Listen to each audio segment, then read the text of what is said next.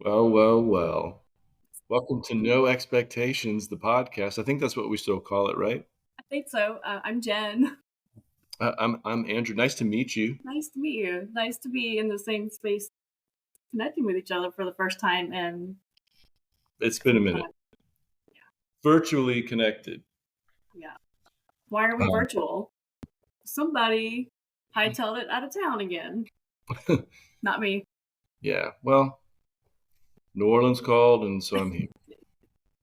Somebody Yeah. asked me the other day, like, why, and I was like, it just makes sense to me. The impermanence of it all. It just like tickles that whole Zen thing of me inside of me, and all that teaching, and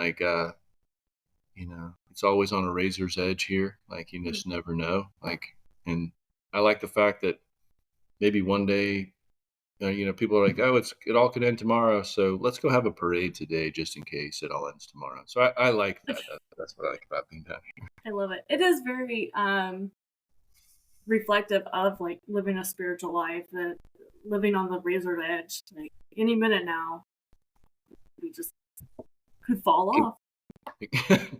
You can follow one side or the other, but you don't know what's on one side or the other. Yeah. So, Well, it so sounds like on one side there's a parade. So one side's parades, and like the other side is no power and no running water, and oh, so that kind of stuff. But mhm.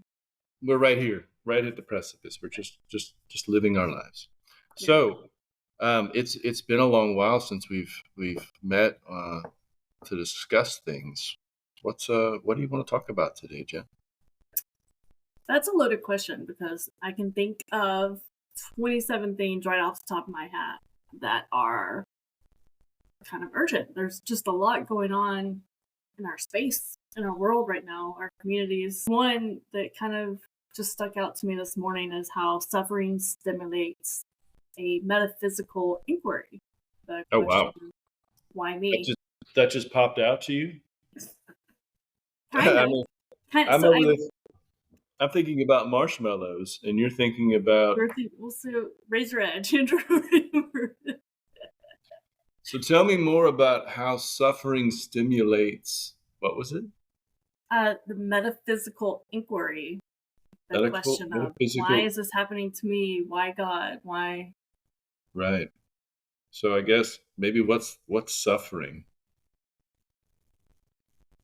the opposite of not suffering?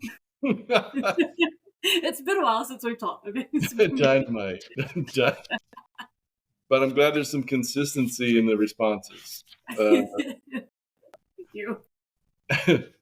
well, I mean, is suffering is it the same for everyone? No, I mean, I think there are different levels of suffering, but everyone suffers. There's suffering of all kinds, Right. always. I mean, from a Buddhist perspective, that's like one of the first things we think about, that life is suffering. Just our human existence. It's baked in the cake of our ability to go through this world, that we will suffer. We do suffer. Mm-hmm. And it's like, again, it's varying degrees for everyone, and some, like, suffering for you is different than me. Like, maybe somebody's like, oh, I don't have $100,000 in my checking account, I'm suffering. But then there's somebody who's like, I'm making $5 an hour and struggle to pay my bills. That's suffering, right? So suffering is relative Right. in our human condition. But at all levels, we do suffer. We suffer from change, and like whatever. We all suffer pain in some sort. We all suffer disappointment, failure, success. Like, what other kinds of suffering can you think of? Mm. I mean, top of my mind is just the destruction from the recent flooding of the hurricane, just like natural disasters and the suffering that they cause. So you're And thinking, so that's a physical suffering, right? So yeah, someone's without a home, or lost power, or doesn't have access to running water or food. That's like an immediate hierarchy suffering. right, right. And how do you think that in, like, so talk to me more about that and how you think that impacts. uh, humanity and maybe our spiritual journey and connection to ourselves. Well, I think I don't know. One of the things when I was thinking about that this morning was the idea that we are with our media and TV news, all the spaces where we get information, we're just flooded with morbid entertainment.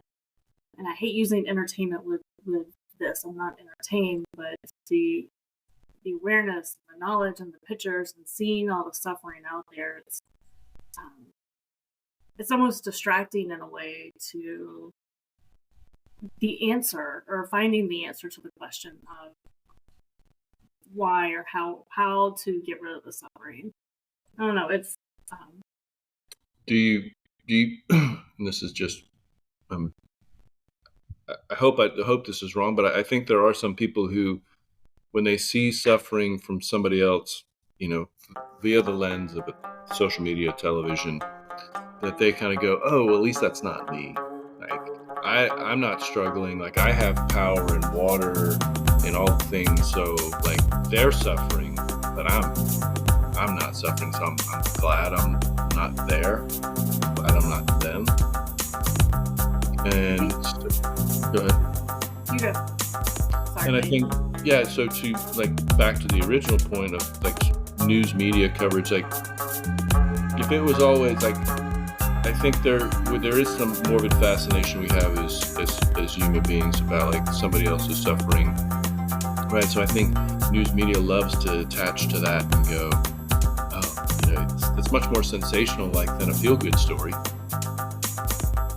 right? Don't you think? I think that our primal energy, our primal instincts as a base human are like, well, that's pretty. It's like watching a train crash, right?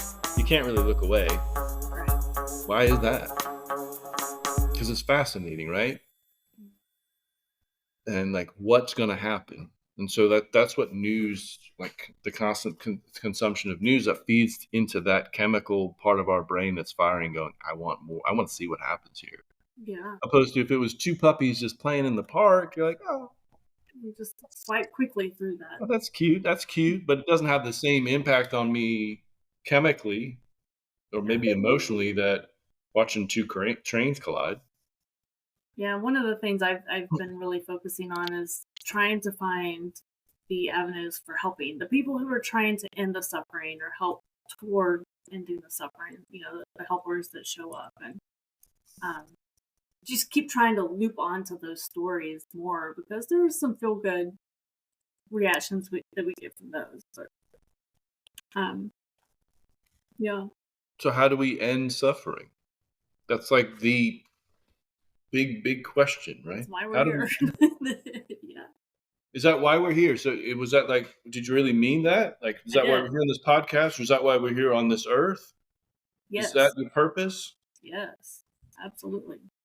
So how do we end it? That's not a trick question.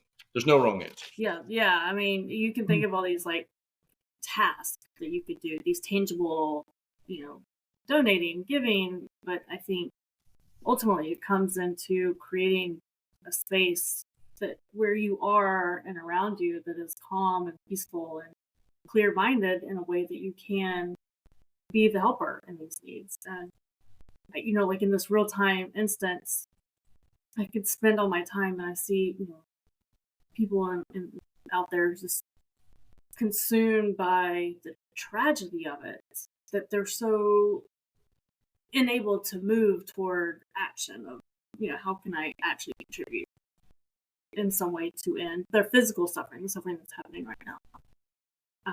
I find that in my meditation practice, being able to calm that sense of like addiction to the tragedy and being able to create calm spaces that allow you to make an impact. Yeah, that compassion thing that you talk about, I kind of call it a compassion muscle, has to be constantly trained. You can't. It's not always about serving someone else. It's about like being compassionate with ourselves and then radiating that out forward. So when we see a natural disaster, our first tendency is to rush in and help. but sometimes are we really being helpful? Like compassion's a long string. Mhm. It never ends. Like this journey with our journey with compassion, you know, sometimes gets knotted up, and it's not always, we're not sending that energy cleanly from ourselves to other people and other things in this world.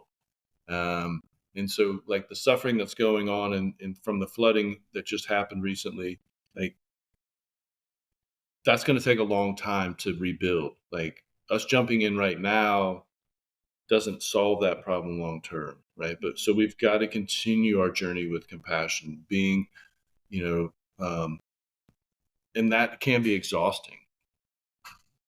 So we have to fill up our own cup in that process too, right? So we can't empty ourselves every time in that. So how do we handle that better? How do you fill up your compassion bucket? I'll be honest, it takes a lot of conscious effort. And in my experience of all these years of being a teacher, like you really want to go out of your way to help everyone. You really, in my heart of heart, I want to go out and like go, yeah, I'll stop whatever I'm doing and come and like help sort you out.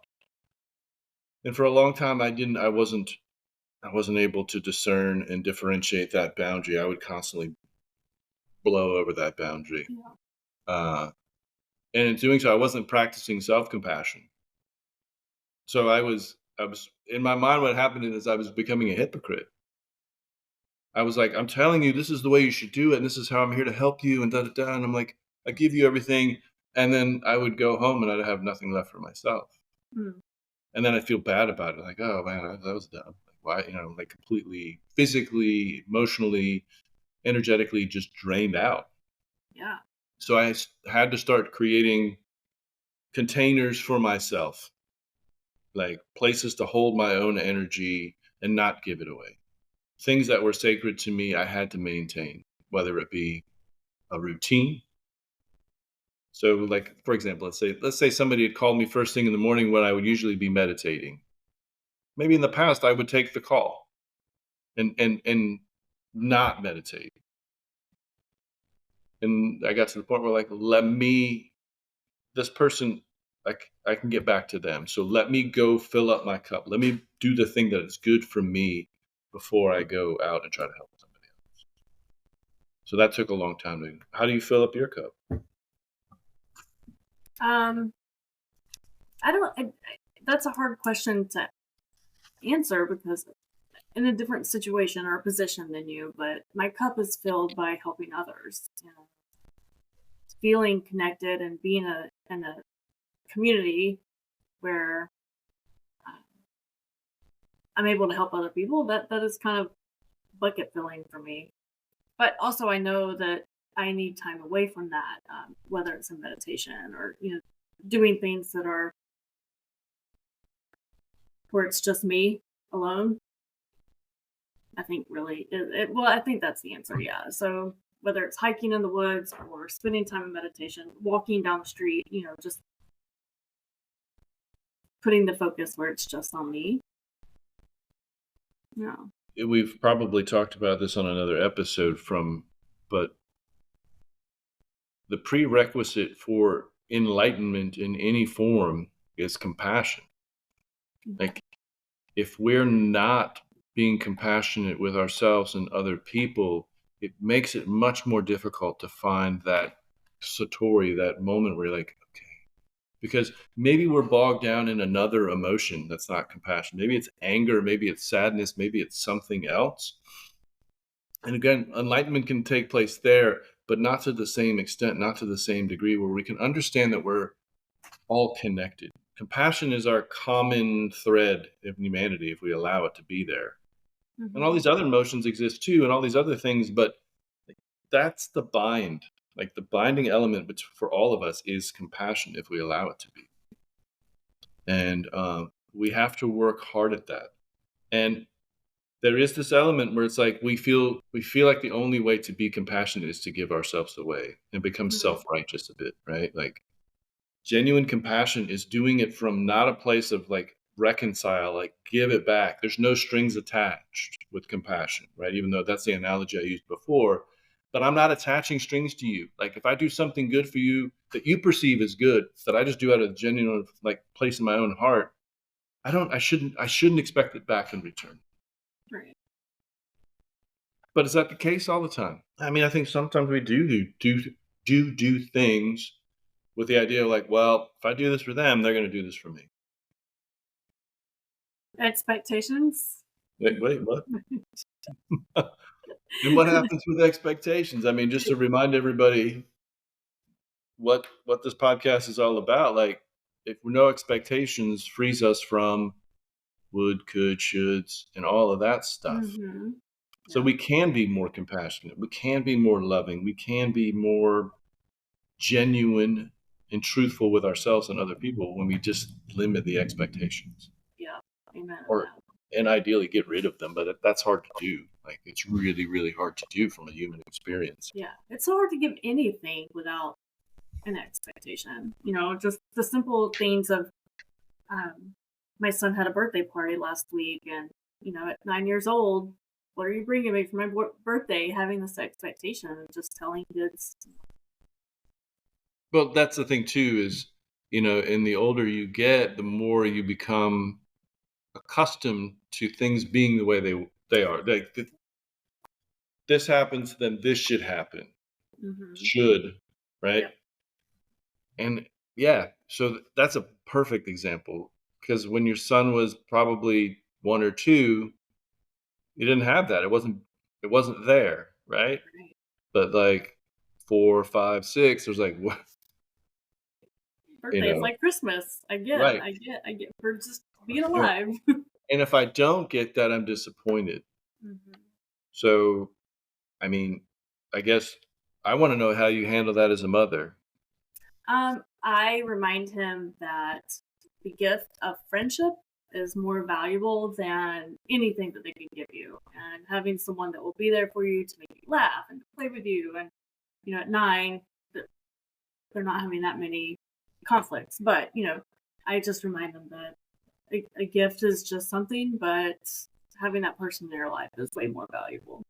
And I will collect any gifts you get and keep them if I hear that attitude from you again. Usually some kind of conversation like that. So do you ever, I mean, I have no frame of reference here. Do you ever limit the gifts? Like, oh, like I was expecting whatever. I'm not even sure what the thing is to expect these days for a 9-year-old, but Yeah, I have. I didn't this time, but in previous birthdays, I have said no presents. Your presence is enough. Kind of my presence is enough. Is that your what you your said? presence. Yes, be present with my kid. Do not give a present to my kid. Yeah, And how and how was that received? it's all in. It's always been well received because we don't need more stuff. Kids don't need more stuff. They don't. They want to play. They just want to have fun, and that's the simple, basic.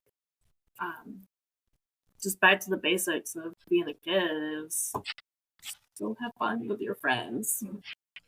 Yeah, so it's the idea too, like we start to expect that all the time.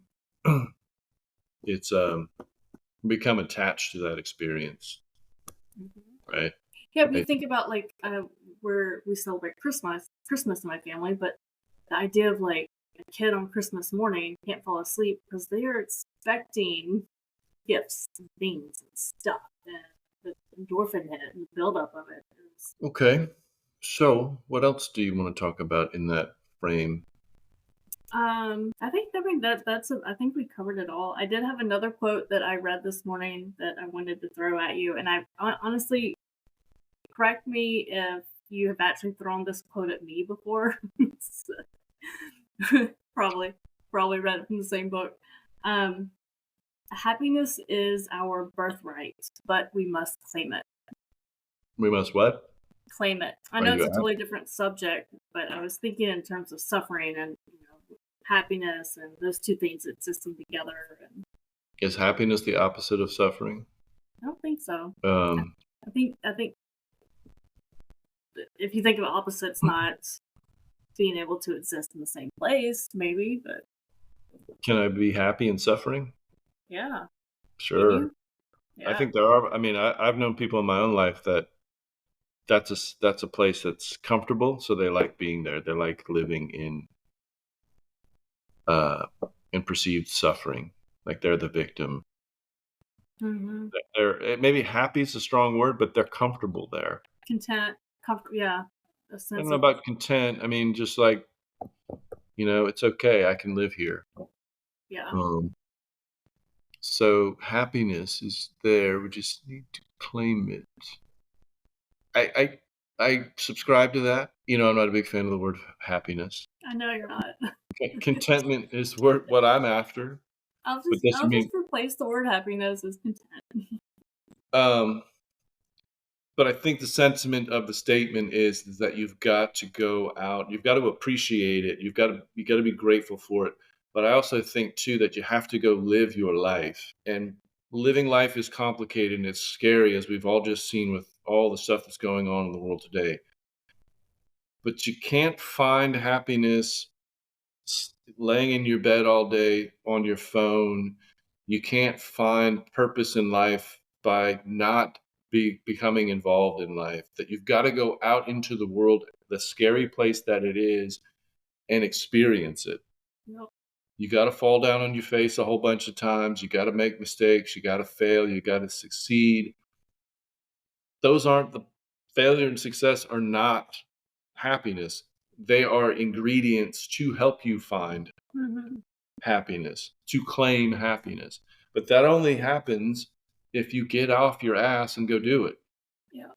and participate in life. And I think you Preaching. and I talked about, and not to get off on a tangent, but we talked about this in a side text a couple weeks ago about what I call time travel. Like our Mm. ability, that we have time travel is inside of our minds. We have that as that human capability to travel through time, to go forward into a future that may or may not happen, and like it explode with a variety of different options. And we have the opportunity to go back in time and ruminate on something that happened, like a partner that we miss, or an opportunity lost, or a failure or success. So we have this opportunity to go forward and backwards in our minds, to travel through time. And the trick, is really difficult part, is to stay present. You can go to those places forward and backwards, but you can't live there, Right. because happiness and contentment are not in either one of those locations. The journey to happiness is grounded in the present.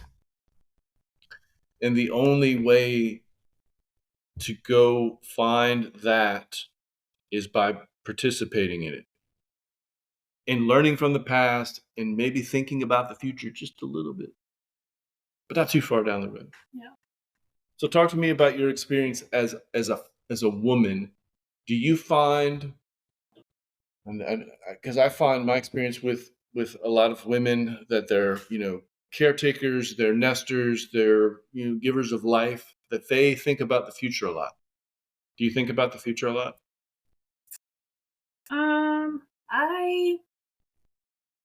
I don't, and I would say that this isn't the answer that I'm giving you today in this moment is not the same answer I probably would have given you in the past at all. Um, I've hooked my identity many times on who I was in the past or experiences I had in the past, or things would be different in the future or now had I done things differently. But no, I don't. I can't. I don't have a lot of time as a mom who's just busy. I don't have a lot of time to spend on yesterday or tomorrow. Um, it serves me and my family and my focus to kind of just focus on what we have now because I can't I can't prepare for the future. There's too much happening. You never think about the past, so you never think about the future. I wouldn't say never, no, but when those moments come through, I don't latch onto them. I don't spend a lot of time dwelling in either the past or the future. Okay, so if you weren't busy, if I you want didn't to. have a busy life, if your children were self-sufficient, and you didn't have as much day to day running around, do you think you'd think about the past and the future? I hope not. I hope I wouldn't. I didn't ask you that. Do you think you would? I mean, hope. I hope. So based on Future me. based on your No. past experience, do you think that you would live in those, like when life was easier, when I don't know when if that ever was, when life was less hectic? Because friend of mine texted me the other day and said, "Hey, what's going on?" He's like, "Oh, I take my kids to t-ball 3 days a week and baseball 2 days a week on the weekends and blah blah blah." And I was like, "Well, it sounds pretty hectic." He's like, "Yeah, but I don't know what else to do with myself. Like, what else would I do?" Yeah. I mean, he loves his kids, but is there a point where we distract ourselves to death by not facing some of these things? So we're so distracted, did we not appreciate the present? Yeah. Absolutely. I think that answer is yes. Just it's easy to What say. happens? So, not to cut you off, what happens when you go in the woods to refill your cup? What goes on Mm, there? I go in with the expectation that I'm not going to check my What? phone. What? This is no expectations. Every now and then, I'm allowed to have an expectation, a plan, Okay. not to be confused with an expectation. Uh huh. A plan to just kind of shut it all off, and I try not to make map out my day and all the things I have to get done. Going out in the woods is my chance to not distract myself, to maybe make connections with some of those pieces of me that I have been too busy to listen to. Okay. So you sound like you're an anomaly. I think that I think that most people, given the chance, that are suffering from whatever the inability to motivate, trying to look for happiness maybe on their device, in another human being, like all of that fear and all of that, whatever that is, they're looking for something somewhere else. Like, Mhm. so you're saying to me that you're just going to go out and just do stuff for no reason, no expectation? Yeah. Well, it's so free. There's so much freedom in it, man. It's awesome. I highly recommend it. The man part made it better for me. There's freedom in it, man. I love it. Because you're right, that's what it is. It is freedom in it, and then so it goes back to training that muscle, right? That, like, that's the self-compassion element of being free of expectations, to go there, give yourself a little dose of what you need, and that Mhm. sometimes is disconnecting from social media, disconnecting from the hectic parts of the day-to-day life. Maybe not sitting there and ruminating on stuff, Yeah. just being, because that's what life is all about. Like, Alan Watts said it really great. He was like, life is something that you have to plunge yourself into. Like, you have to put yourself there. Yeah. And that's what sounds like what you're doing. And like what I try to do is put myself into life and see what happens. And is it always sunny days? And no, Mhm. but that's what we have to do. And it's difficult for a lot of people. And I've suffered from it in the past too. Yeah. I'm no stranger to living in the what ifs or what abouts. Just takes work. It's like you said, it's a muscle. You have to strengthen it. And I would say, I think my be here now muscle is pretty strong because I just spend a lot of time, reminding myself, strengthening that muscle. Like all you have is now. Just yeah. Be here Sorry now. for All right. Well, that seems like a good spot to end. So, anything else you want to add to that before we sign off no. for what seems like our first episode in a really I long know time? it feels a little squeaky wheel over here. I think WD-40 might get us back. It's not, you just got to move. You just got to Yeah. move. All right. Uh, well, enjoyed seeing your face, conversation. Welcome to No Expectations. Eh. Hey, we'll get another episode. We'll get back into our regular recording schedule now, right? I already pressed stop.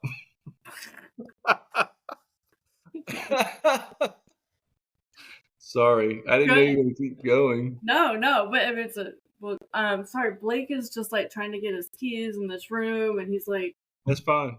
That was 30 minutes anyhow. I thought we should yeah, start to it's good. Yeah. Yeah. Hopefully, like again, my computer is so loud. Like it. All right, so let's do this. I will say, I think Wednesdays my lawn care guy comes in the mornings. So Wednesday, blow into the screen. No, it might be hard to record because he's loud and the dog gets loud.